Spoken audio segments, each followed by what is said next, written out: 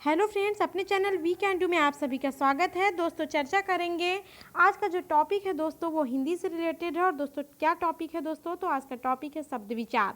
शब्द के कितने भेद होते हैं। तो दोस्तों सबसे पहले ये जान लीजिए कितने भागों में शब्दों का विभाजन किया गया है।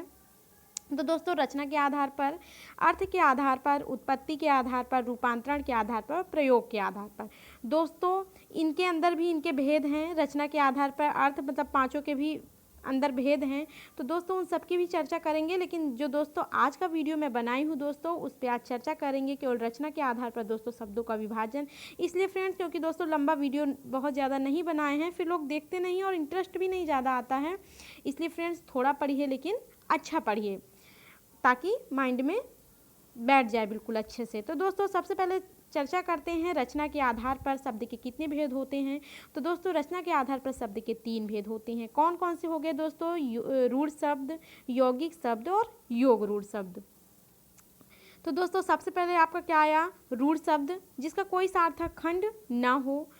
मतलब जैसे दोस्तों पाना, रोना, खाना, पीना, सोना। अब दोस्तों जिसका कोई सार्थक खंड ना हो, इसका क्या मतलब हुआ?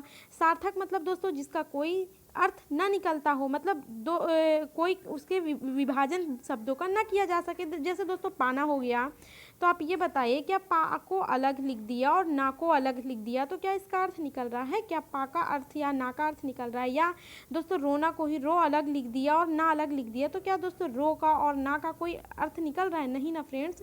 तो कहने का मतलब दोस्तों ऐसे शब्द जिनके सार्थक खंड नहीं किए जा सकते, मतलब जिनको विभाजित नहीं किया जा सकता है, या विभाजन करने के बाद दोस्तों जिनका अर्थ ना निकले, वे शब्द क्या कहलाते हैं दोस्तों? तो वे शब्द रूढ़ के शब्द कहलाते हैं।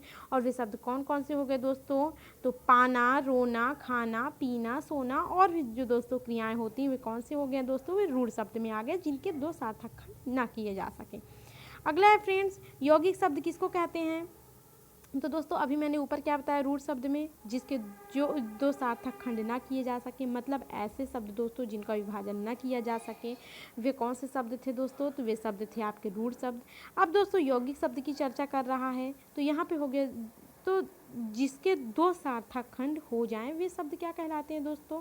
यौगिक शब्द कहलाते, मतलब जिसके 2 सार्थक खंड हो जाएं, 2 शब्दों के मेल से बनते हैं दोस्तों, वो यौगिक शब्द कहलाते हैं। दोस्तों यौगिक का मतलब ही होता है योग, मतलब जोड़, मतलब किसी चीज़ को जोड़ना, मतलब शब्दों को जोड़ना। और दोस्तों मैं एक से ज़्यादा परिभाषा इसलिए रखी हूँ ताकि समझ में आ जाए। अगर ये नहीं समझ में आता तो इससे अर्थ निकाल लीजिए। 2 या 2 से अधिक शब्दों के योग से बने शब्द। देखिए दोस्तों यौगिक होगा मतलब योग करना है, तो दोस्तों 1 से तो अधिक शब्द होंगे ही, तो मतलब दोस्तों 2 शब्दों के जो योग से बने शब्द होते हैं दोस्तों वो यौगिक शब्द कहलाते हैं। एग्जाम्पल के तौर पे दोस्तों जैसे आग बबूला, पीलापन, दूध वाला, घुड़सवार, विद्यालय। अब फ्रेंड्स अगर आप इनका खंड करते हैं, यदि आप इनका विभाजन करते हैं फ्रेंड्स, तो इसका अर्थ निकल रहा है। आग बबूला आप दोस्तों इनको 2 सार्थक खंडों में विभक्त कर सकते हैं। पीलापन 2 सार्थक खंडों में विभक्त कर सकते हैं। दूध वाला मतलब दूध देने वाला अलग कर सकते हैं, दूध अलग वाला अलग। घुड़सवार, घुड़ से दोस्तों घोड़ा और सवार से मतलब सवारी करना, घोड़े की सवारी करना, मतलब अलग अलग, इसको भी 2 सार्थक खंडों में विभक्त कर सकते हैं। विद्यालय, विद्या का आलय। आई होप फ्रेंड्स समझ में आ रहा होगा। अगला है दोस्तों योग रूढ़ शब्द। जो शब्द 2 शब्दों के मेल से तो बने होते हैं। देखिए दोस्तों ऊपर यौगिक कह रहा था ना, मतलब योग का मतलब क्या होता है दोस्तों? जोड़ना। यहाँ पे भी फ्रेंड समझिएगा योग रूढ़ कह रहा है, मतलब योग मतलब जोड़ना, शब्दों को जोड़ना। लेकिन साथ में क्या लगा है दोस्तों? रूढ़, मतलब जो शब्द 2 शब्दों के मेल से तो बने होते हैं, मतलब 2 शब्द से तो जुड़े हैं लेकिन किसी अन्य विशेष शब्द का बोध कराते हैं। कहने का मतलब अपने शब्द, जो शब्द लिखा हो उसी का न बोध करा के दोस्तों तीसरे शब्द की ओर इंडिकेट करते हुए क्या कहलाते हैं दोस्तों? योग रूढ़ शब्द कहलाते हैं। दोस्तों इनको सामान्यतः बहुब्रीही समास भी कहते हैं, क्योंकि दोस्तों बहुब्रीही समास में भी जो दोस्तों अर्थ निकलता है दोस्तों वो किसी तीसरे पद का बोध कराता है, किसी तीसरे शब्द के अर्थ का बोध कराता है। इसी की दोस्तों एक परिभाषा ये हो गई, एक परिभाषा ये हो गई।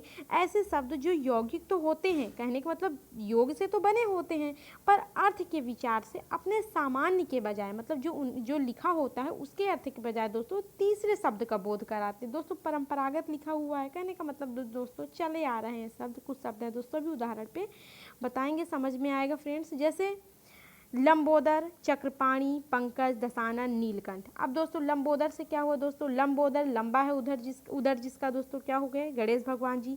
चक्रपाणी विष्णु भगवान जी। पंकज कीचड़ में जलने वाला दोस्तों कमल का अर्थ का बोध कराता है। दशानन रावण का बोध कराता है। नीलकंठ दोस्तों शंकर भगवान जी का बोध कराता है।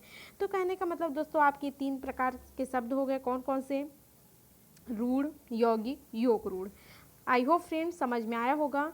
अब दोस्तों जो मैं ये 5 प्रकार के शब्द बताई थी मतलब तो दोस्तों अब जो अगला वीडियो होगा वो दोस्तों अर्थ के आधार पे होगा। ये टॉपिक छोटा होगा दोस्तों, तो 2-2 टॉपिक भी लेके चलेंगे, लेकिन दोस्तों वीडियो थोड़ा रहेगा लेकिन समझ में आएगा। आई होप फ्रेंड्स इसमें समझ में आया होगा। अगर वीडियो पसंद आया हो तो लाइक करिएगा, चैनल को सब्सक्राइब करिएगा और वीडियो को फ्रेंड्स में शेयर करिएगा। ठीक फ्रेंड्स, तो अगले सेशन में मिलते हैं। और दोस्तों जब सारे के सारे टॉपिक इसमें के हो जाएंगे शब्दों के, तो दोस्तों इसके लिए मैं क्वेश्चन सीरीज़ लगाऊंगी दोस्तों, उसमें मेंशन करिएगा किसका कितना सही होता है। Thank you friends.